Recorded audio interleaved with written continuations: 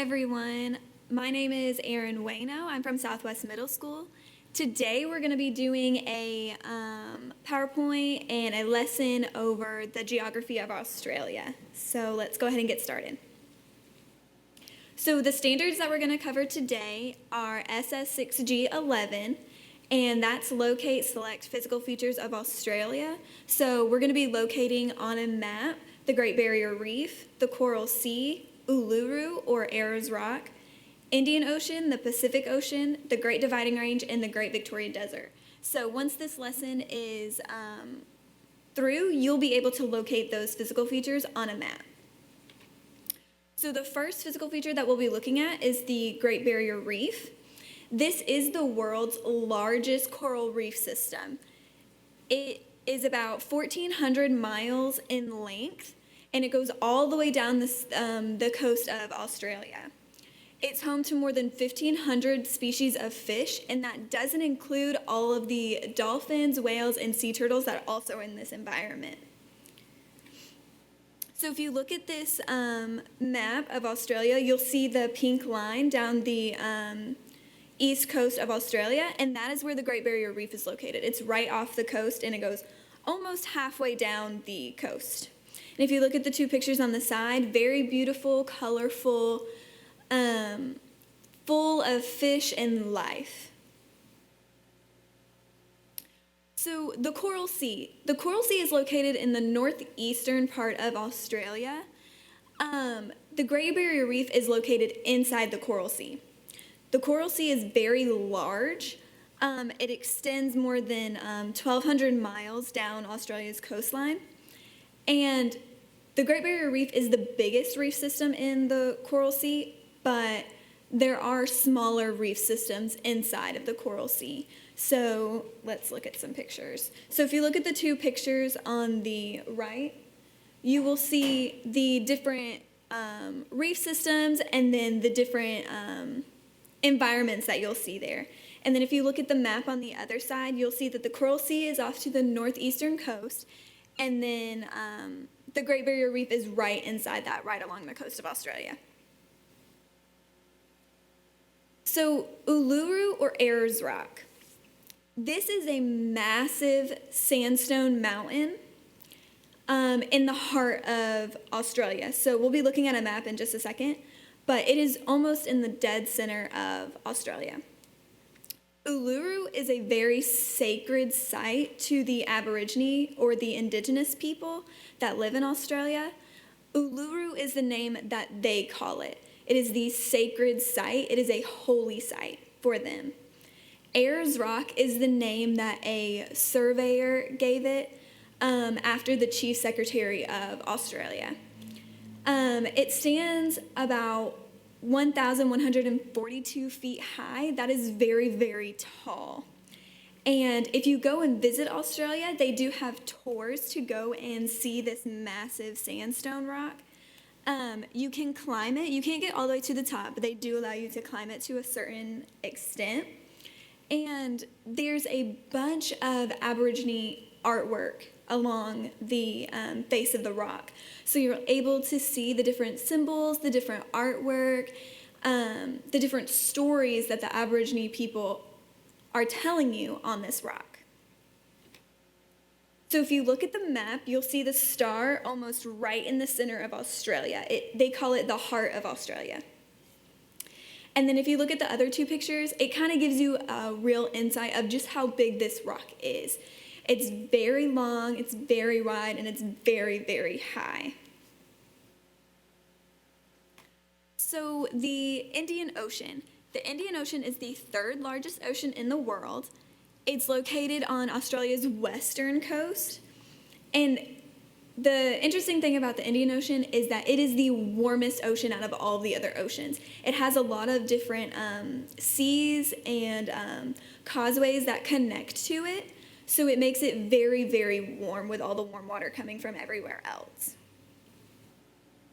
So if you look at the map of the world, you see that the Indian Ocean, and then it's off of Australia's western coast. It's also off of Africa's eastern coast, and then to the north of the Indian Ocean is Asia.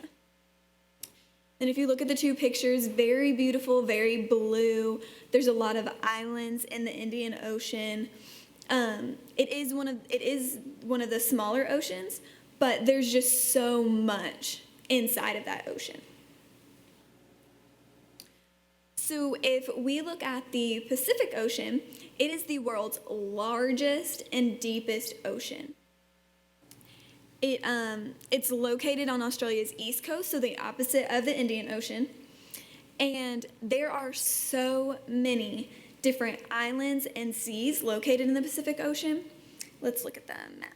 So if you look at the map, you will see that the Pacific Ocean is divided into the North Pacific Ocean and the South Pacific Ocean. So Australia would be in the South Pacific Ocean. The United States is in the North Pacific Ocean. The Pacific Ocean is off the coast of California, so the opposite of Georgia. There are tons of islands in this big area. Hawaii is in the Pacific Ocean. There are a lot of different areas to explore in the Pacific Ocean when it comes to the islands, as well as all of the different land features that are focused in the Pacific Ocean. So the Great Dividing Range. This is Australia's largest mountain range. It's also the 5th largest land-based range in the world. So land-based means that it's on the land. You can't find it in the ocean or in the water anywhere. It's all on land. It stretches almost 2,175 miles down Australia's eastern coast. So on the same side where the Great Barrier Reef is, it's just on the island of Australia. So if you look at the map, you can see that bright yellow line goes all the way down the coast of Australia. That is a very long mountain range. There's very low parts of the mountain range. There's very high parts of the mountain range. And then the unique thing about this mountain range is there's a lot of plateaus, which that's a very high area of ground, but it's flat on the top. Okay, so the Great Victoria Desert. This is a mildly populated desert in western and southern Australia. Mildly meaning there are people that live in the desert, but it's not very highly populated. It's very hard to live in these conditions that the desert sets in place. The climate is very, very hot in the days, and it gets very cold at night. You really have to adapt yourself to live in this desert area. Most of the people that do live in the desert are the Aborigine or the indigenous people. They have adapted to living in that warmer climate. They know how to hunt. They know how to find resources easily there because they've always been there. It is the largest desert in Australia. It's over 430 miles wide and covers about 134 square miles. It is in the outback part of Australia, and it is on the, let's look at the map. It is on the lower southern side of Australia. It is very large. If you look at that map, the pink area is the Great Victoria Desert. It is very large. It spans across 2 of the states in Australia. Very, very large, very, very hard, harsh climate. If you look at the other 2 pictures, you'll see it's very red sand, dirt, very little trees or shrubs. Most of the trees are very low. You won't see any tall growing green trees. Most of the animals that live there are nocturnal, so they'll come out at night and hunt because it's just too hot in the daytime to come out. So they'll mostly come out at night and eat. So let's do a little pop quiz. So here's how this is going to work. I'm going to read the questions, and I'll give you 5 seconds. I'll count down from 5, and you'll just say the answer, okay? And then after I get down to 0, I will tell you what the answer is, and we'll see if you were right. So question number 1. What is the name of the sea that the Great Barrier Reef is in? 5, 4, 3, 2, 1. If you said the Coral Sea, you are correct. That is the sea that the Great Barrier Reef is in. Number 2. What is the largest ocean in the world? 5, 4, 3, 2, 1. If you said the Pacific Ocean, you are correct. And the last one, number 3. What is the feature that is sacred to the indigenous people of Australia? Remember, sacred means holy. It's a holy site. So 5, 4, 3, 2, 1. If you said Uluru or Ayers Rock, you are correct. Good job, guys. I hope that you passed that quiz. And I hope that you understand all of the physical features, you know where they are. We are going to move on. So now we're going to kind of talk about the location, climate, and the distribution of those natural resources and the population distribution in Australia. This also goes with the geography of Australia. We're going to see where people live. We're going to see how people have adapted to the climate. We're going to see why people live where they live, those natural resources that are in Australia, all of those things. So you will be able to describe how Australia's location, climate, and natural resources impact the trade of Australia and affect where those people live. Okay, so Australia's location. The most interesting thing about Australia is that Australia is a continent, it's a country, and it's an island. It's all three of those things. That's very unique. That is the only place in the world that is a continent, country, and an island all in one. It is in the southern hemisphere, so it's below the equator. Australia has 6 states and 2 territories. The capital is Canberra, which a lot of people think that the capital is Sydney, just because Sydney, Australia, is the most populated city and the most famous. But the capital is Canberra, and Canberra is just south of Sydney. So they're very close, but Canberra is the capital. Australia is often referred to as the land down under. Okay, so Australia's climate is a little bit unique as well. It is colder in the south, and then it's warmer in the north. So if you think of the United States, in the United States, it's warmer in the south, and then it's colder in the north. So it's the opposite in Australia.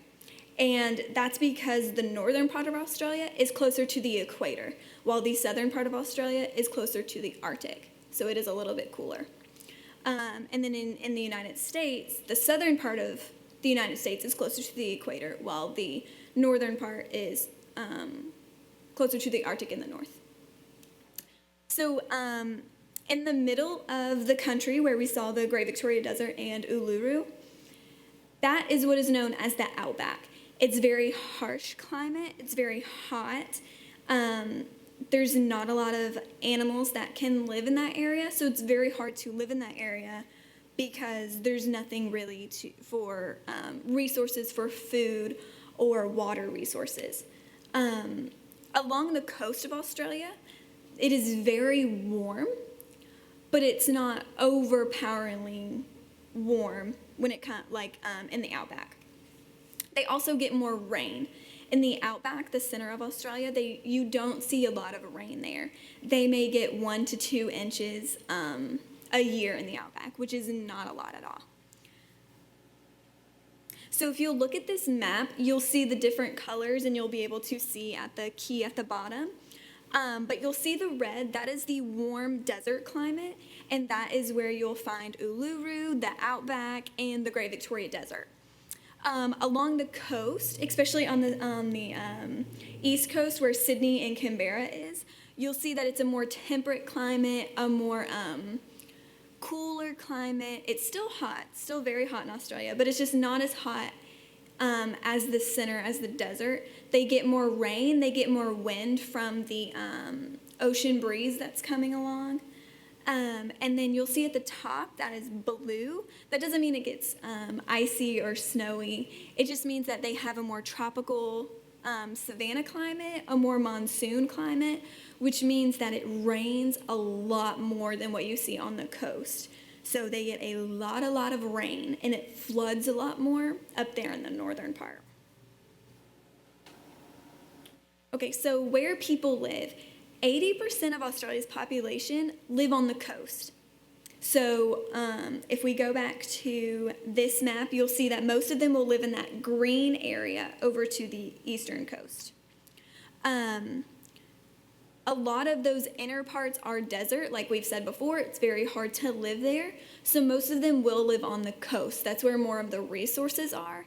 They're able to have access to the ocean for trading, for getting contact with those other countries more easily than it would be to live in the center of Australia.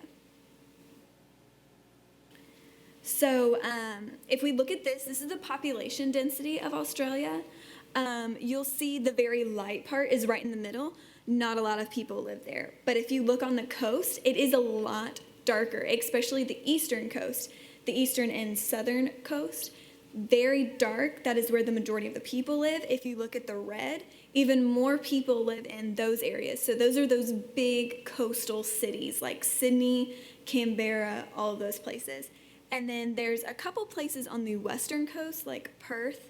That's another big city in Australia. That would be that darker area down in the southern tip of Australia. So you can see that most of the people live on the coast. Not a lot of people live in the center or even in the northern part of Australia. So, activity time. So, I'm going to read this to you, and then I want you to pause the video, and I want you to do this activity, and then read it to somebody in your house, your mom, your dad, your grandparents, whoever is there, your brothers, your sisters. Read it to them. Tell them what you learned about Australia's geography. So I want you to plan your ultimate vacation to Australia. Choose 2 different places, any of those physical features that we talked about, to travel and explore. Pick 2 of those places that you want to go to, you want to see, you want to learn more about. Write why you want to travel to that place. Describe the feature. Tell me about it. Tell me what you know about it. Write where it's located. Give me key facts. Explain it to me, give me details about what it looks like, maybe what you'll find there. I want you to write all that stuff down, plan your vacation, read it to somebody at home, okay? So I want you to pause the video now, do that, and then whenever we come back, we'll continue.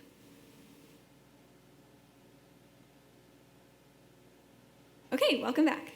So we're going to go ahead and move on from the geography of Australia. We got everything we needed there. We're going to move on to the history of Australia. So Australia's history is very unique to other countries, and we will see why.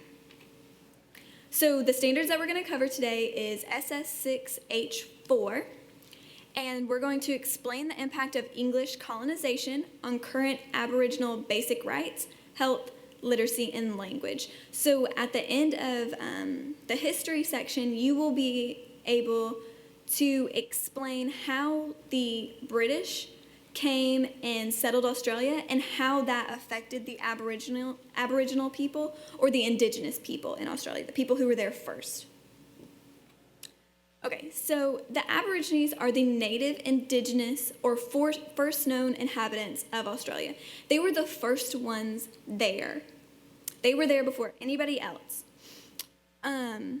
If you look at the pictures here, you'll see that some of them have artwork on them, like on their bodies, painted on them.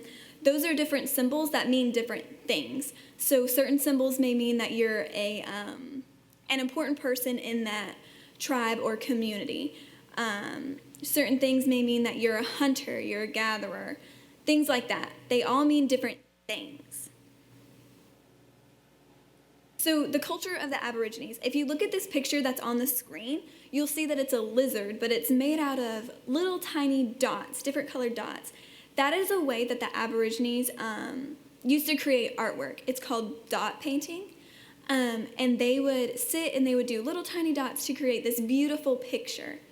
And that's what most of their artwork is going to look like. So the Aborigines were nomadic hunters and gatherers. Nomadic means that they moved around from place to place. They followed the food. So if the animals moved to one place, let's say different times of the year, the animals would move to different places to get food for themselves, the Aborigine people would move with them. They would use boomerangs and spears for hunting, and the boomerangs were used for more of the smaller animals, the animals that they couldn't really catch, so like birds and maybe smaller reptiles that were super quick on the ground. They would throw the boomerang, and of course we know that the boomerangs come back to us. So they would throw the boomerang, it would hit the animal, and they would be able to get the animal and take it. So the boomerang is a very interesting tool that they would use. It's very unique to Australia. If you look at the pictures that are on the screen, you'll see that there are different designs on the boomerang and the spears. That all goes into who made the actual tool. So different symbols mean different things, just like the painting on the body. Different symbols mean different things. So the different animals that are painted on here, the different lines, the different shapes, all mean something different. So it could say the person's name. It could it could tell a story of the hunters and the gatherers and what they do. They all mean something different. So the Aborigines, they also engaged in extensive trade throughout the continent. So they would travel to trade with other tribes, other communities to get what they needed. Because maybe they couldn't make something or get something that they really need. So they would trade something that they are good at making with something that another tribe is good at making, and they'll trade for those items and they'll get what they need. So Aborigines, they live in many different groups and tribes, and they spoke many different languages. So the different groups, they were all over the country of Australia. There were so many groups, so many tribes, there were so many different languages. None of them really spoke the same language. It may have been some of the same words, maybe some of the same dialect, the way that it was spoken, but it wasn't the exact same for every tribe. Different words meant different things. So the Aborigines, they had no written language. They didn't write anything down. So they relied on song, dance, word of mouth. They told stories to pass their information. So their histories, their stories, their life skills, they all passed those down by word of mouth. They told them, they sung it, they danced. And that was to get their history or whatever they wanted to pass along to the next generation, so that generation could tell their kids that history. So because of Australia's remote location, it's very far in the south, the Aborigines were untouched by the outside influences for a very long period of time. If you look at this map that's on the screen, you'll see that there are islands around Australia, but that's more of the Philippines, and those areas weren't really established yet. If Great Britain was more of the big powerhouse, and they're all the way on the other side. They go all the way over to the other side, to the little island closer to the northern part of the world. So it was very difficult for people to get to Australia. They didn't really know that it was there. But once they did, they took control. So the English come to Australia, Great Britain. English Captain James Cook, he claimed the Australian southeast coast for Britain in the 1770s. During this time, Great Britain was losing the colonies in the United States. This was during the American Revolution, like it was starting to build up, and they knew that they needed another place to settle, to colonize, to send their people. So at first, Britain decided to use Australia as a prison colony. They were having really, really bad overcrowding issues in the English jails, so they decided to take those prisoners and send them to Australia. So over the next several decades, more than 150,000 prisoners were transported to Australia. That's a lot of people. But during the gold rush of 1851 and the growth of sheep farming, it was very easy to have sheep farming in Australia. Sheep really prosper in that warmer environment. This brought a lot of more free settlers to Australia. So it wasn't just prisoners anymore, it was free settlers as well. So Europeans brought very devastating diseases to these Aborigine people. Just like they did with the Native Americans in the United States, they did the same thing with the Aborigines. They brought these diseases. The Aborigines have never seen these diseases before. They have no immunity to them. They have no idea how to fight them off. So huge numbers of these people were dying off. They had no idea how to get rid of these diseases. They had no immunity. So large numbers were dying off. So that made it a lot easier for those English settlers to take the land of the Aborigines because they were weakened. They were turning into a smaller population. There weren't as many of them around. They weren't able to fight for their land anymore. So the surviving Aborigines were discriminated against and had very, very few rights.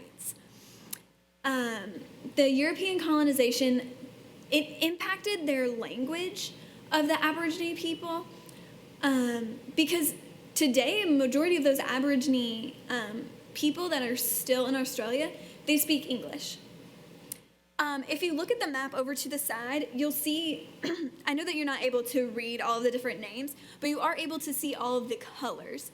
And those are all the different languages that were in Australia before the English came and took over. Those are all the different languages that the Aborigines spoke. That's a lot of different languages. After the colonization came from the British, majority of those were gone. It was a very, very small amount of Aborigines that kept their language. Many of those original oral languages were extinct. Extinct means they were gone forever. No one spoke them. Again, no one speaks them now. They're just gone. So a stolen generation. All the way up until the 1970s, the government helped to remove those Aboriginal children from their families. They were placed with white families. They were placed in church-run institutes for cultural reprogramming. It was a way to force those Aborigine people to lose their culture completely.